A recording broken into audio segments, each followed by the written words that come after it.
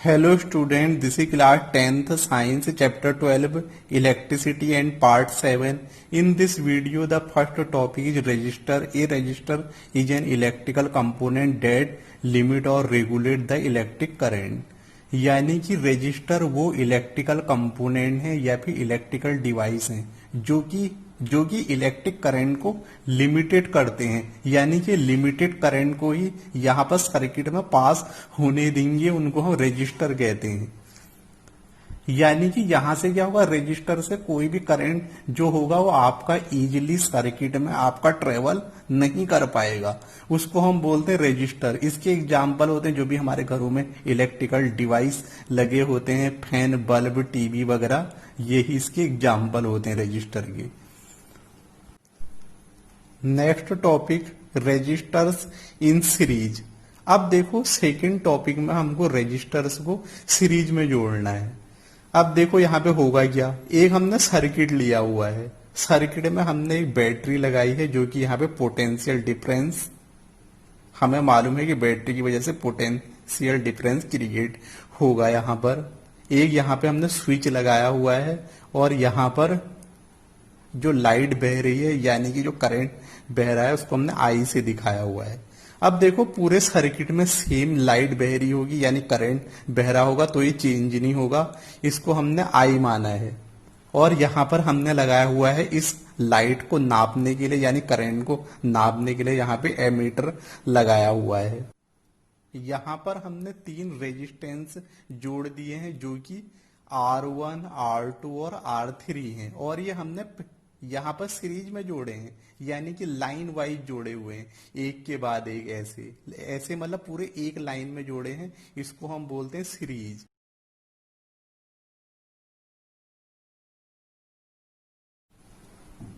अब जो है देखो, अगर हमको R1 का अगर पोटेंशियल डिफरेंस नापना है तो हम नापेंगे से वोल्ट मीटर से।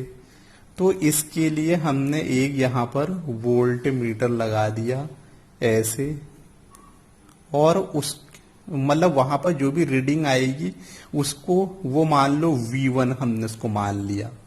और ऐसी एक हमने यहां पर भी लगा दिया वोल्ट मीटर, इसका पोटेंशियल डिफरेंस नापने के लिए यानी इसकी वोल्टेज नापने के लिए। अगर सिंपल भाषा में कहा जाए कि यहाँ पे कितनी वोल्टेज बह रही है वो हमको नापना है। मान लो ये V2 आ गया, और ऐसी हमको यहां पर भी नापना है, वो मान लो V3 आ गया, उसको हमने V3 मान लिया उसकी रीडिंग को। अब देखो यहां पर क्या हो रहा है, अब देखो पूरे सर्किट में जो आपका पोटेंशियल डिफरेंस है उसकी वोल्टेज तो V है, लेकिन यहां पर जो अलग अलग जो हमने रेजिस्टेंस जोड़े हैं R1, R2 और R3, उनकी वोल्टेज V1, V2 और V3 है। अब देखो इससे क्या होगा, अब हमने यहां पे लिखा voltage on R1 is equal to V1, voltage on R2 is equal to V2, voltage on R3 is equal to V3। ये हमने लिख लिया यहाँ पे। अब देखो लेकिन अगर जो I है वो तो सेम है, पूरा का पूरा यहाँ पे सेम बह रहा है, और हमको पता है कि लाइट आपकी कहाँ से बहती है, आप लोग प्लस से नेगेटिव की ओर को बहती है, तो सेम ही चीज हो रही है यहाँ पे प्लस से नेगेटिव की ओर ही बह रही है लाइट। अब हमने जो ओम्स लॉ पढ़ा हुआ है उसे हम लगाएंगे।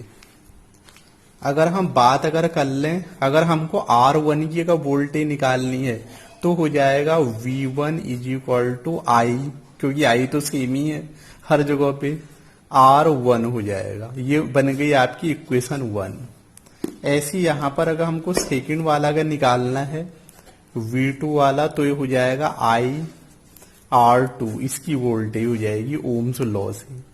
ऐसी ये हो जाएगा V3 is equal to I R3, क्योंकि यहाँ पे रेजिस्टेंस R3 है और उसकी वोल्टेज V3 और I तो सबके लिए सेम ही है।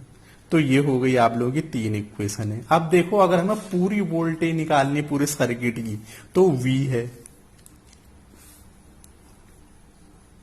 V इज इक्वल टू अगर हमें निकालना है तो इस सबकी वोल्टेज को जोड़ना पड़ेगा, V1 V2 V3। अब देखो अब हमने पढ़ा है ओम्स लॉ, ओम्स लॉ पढ़ा है, V is equal to I R. तो अब इस सबकी वैल्यू है यहां पर रख दो, तो V की है आई आर, तो V is equal to I R हो गया, और ऐसी V1 की है आई आर वन, और प्लस आई आर टू है V2 की वैल्यू, और यहां पर कितना है V3, ये हो गया आई आर थ्री। अब देखो यहां पर आई सब में कॉमन है तो उसको बाहर निकाल लो। मैथ्स में आप लोगों ने ऐसी इक्वेशन बहुत सॉल्व भी की होंगी 9th में। R2 और R3 हो गया, यानी आई से आई कैंसिल हो गया यहां पर, तो R इज इक्वल टू आ गया R1 plus R2 plus R3। यही आप लोगों का सीरीज का फॉर्मूला है रेजिस्टेंस का। अगर आपको सीरीज में किसी का भी रेजिस्टेंस निकालना है पूरे के पूरे सर्किट का, तो सारे जितने रेजिस्टेंस हैं उन सबको आपको जोड़ना पड़ेगा, तो आपकी पूरी सीरीज का रेजिस्टेंस निकल जाएगा जो कि R होगा। अभी हमको बहुत सारे इसमें न्यूमेरिकल भी करने हैं, तो जब इसमें न्यूमेरिकल आएंगे तो हमारा ये पोर्शन बहुत अच्छे से क्लियर होगा उस समय। अब देखो इसमें क्या हो गया, यानी कि सबको जोड़ के पूरे सर्किट का रेजिस्टेंस आ रहा है जो हमारे सीरीज में जोड़े हुए हैं। ये हो गया सीरीज के लिए। अगर हमारे रजिस्टर से पैरेलल में जोड़े हों तो उसके लिए भी ये फॉर्मूला है, वो हम अब इसके बाद सॉल्व करने वाले हैं उसको भी। यहां टॉपिक है रजिस्टर्स इन सीरीज। अब देखो रजिस्टर्स को सीरीज में जोड़ना है, यानी कि एक लाइन में एक के बाद एक ऐसे जोड़ना है। मान लो ये मैंने एक सर्किट बनाया, यहां पर पहले तो मैंने लगाई बैटरी। अब मैंने देखो बैटरी क्यों लगाई है, ताकि यहां पे पोटेंशियल डिफरेंस क्रिएट हो और यहां पे हमें वोल्टेज मिले। हमें मालूम है कि लंबी वाली लाइन किसकी होती, पॉजिटिव की, और छोटी वाली नेगेटिव की। अब जो आपका हमें मालूम है कि जो धारा बहती यानी करंट बहता है वो आपका पॉजिटिव से नेगेटिव की ओर को बहता है। एक मान लो मैंने यहाँ पे स्विच भी लगा दिया है, ऐसे स्विच।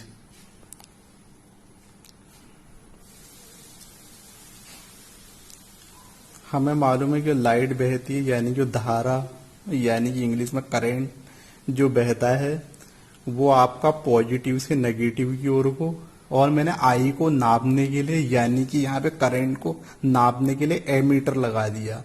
हमें मालूम है कि धारा को किससे नापते हैं, एमीटर से, यानी करंट को यहां पर एमीटर से नापते हैं।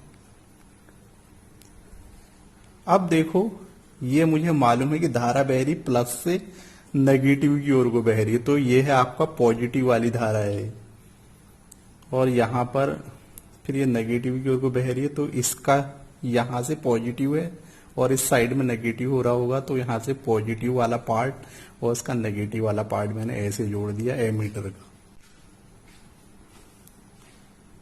यहां पे मैंने लाइन में जोड़ दिए 3 रेजिस्टेंस।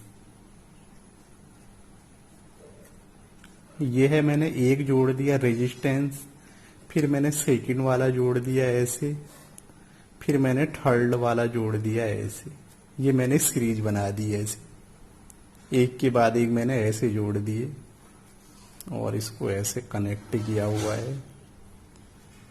अब देखो लाइट बह रही है आपकी प्लस से नेगेटिव की ओर को, तो यहां से गई आप लोगों का आई ऐसे गया यहाँ पे करंट, और यहां को ऐसे आ रहा है। और देखो लाइट तो पूरे में एक ही बह रही है, यानी कि ये तो आपका चेंज नहीं होगा, ये आपका आई रहेगा। इसको हम आई से रिप्रेजेंट करते हैं, तो मैंने ऐसे दिखा दिया यहाँ पे करंट को।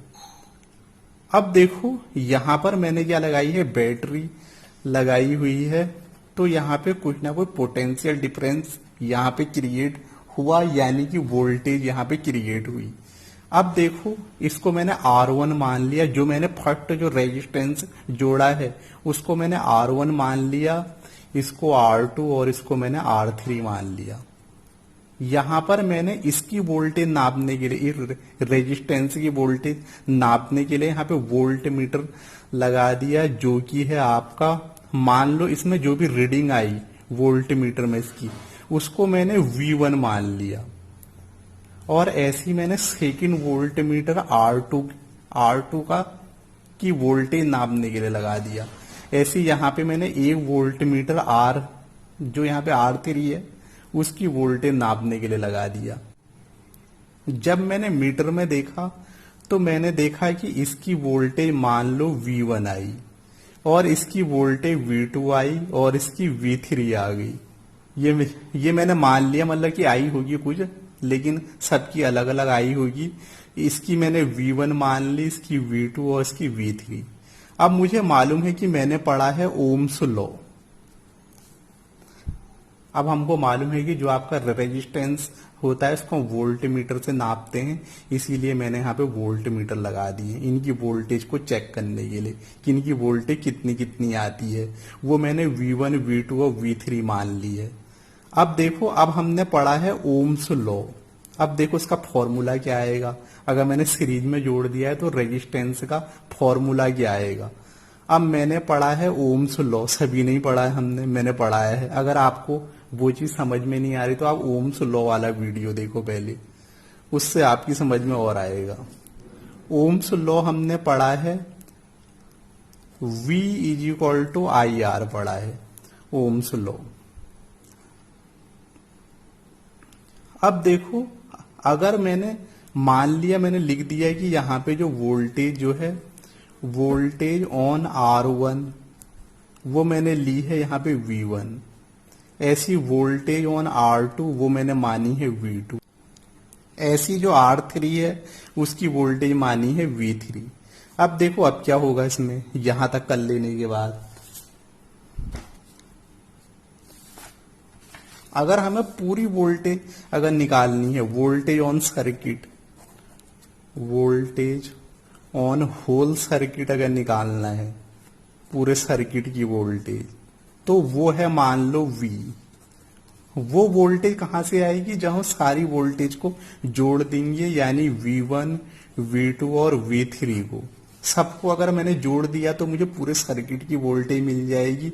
अब मैंने पढ़ा है ओम्स लॉ, सभी नहीं पढ़ा है, मैंने किया। ओम्स लॉ = होता है V = IR। अब देखो यहां से वैल्यू रख दो। अब हमें पता है V1 = क्या आएगा, V1 = आ जाएगा IR1, V2 = आ जाएगा IR2, V3 = आ जाएगा IR3। क्यों, जो V1 वोल्टेज है वो R1 की है, और यहाँ पे मैंने कहा जो लाइट बह रही है वो सेम ही रहेगी, वोल्टेज सेम रहेगी, यानी सॉरी, यहाँ पे जो I है वो सेम रहेगा, वो चेंज नहीं होगा यहाँ पे बार बार। तो यहाँ पे V की वैल्यू तो IR है, पुट दीज वैल्यू ऑन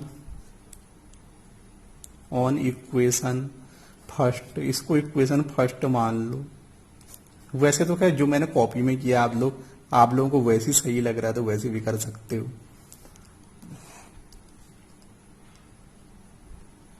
अब देखो V की वैल्यू कितनी आई है IR, तो V की जगह पे मैंने लिख दिया IR। ऐसे ये हो गया IR1। यहां पर V की वैल्यू कितनी है IR, तो मैंने यहां पे रख दिया IR। ऐसी V1 की IR1, V2 की है IR2 और V3 की है IR3। अब देखो यहां पर क्या है, I कॉमन है सब में, तो हमने बाहर निकाल दिया, R1, R2 और R3 बच गया। यहाँ पे I से I कैंसिल हो गया, यानी कि R की वैल्यू आ गई R1, R2 और R3। यही है हमारा रेजिस्टर्स इन सीरीज, यानी कि अगर हमें पूरे सीरीज का अगर रेजिस्टेंस निकालना है तो हम ऐसे ही निकाल सकते हैं। अब देखो ऐसे यहां तो मैंने जोड़े थे 3 रेजिस्टेंस, अगर मैंने और भी जोड़े हो 4 या 5 तो वो सारे ऐड होते रहेंगे एक के बाद एक। समझ गए ना? अगर यहाँ पे 5 जोड़े होते तो हो जाता R1 plus R2 plus R3 plus R4 plus R5, वो सारे ऐड होते रहेंगे। अगर मैंने 100 भी जोड़े होंगे तो ऐसे ही 100 तक ऐड होते रहेंगे।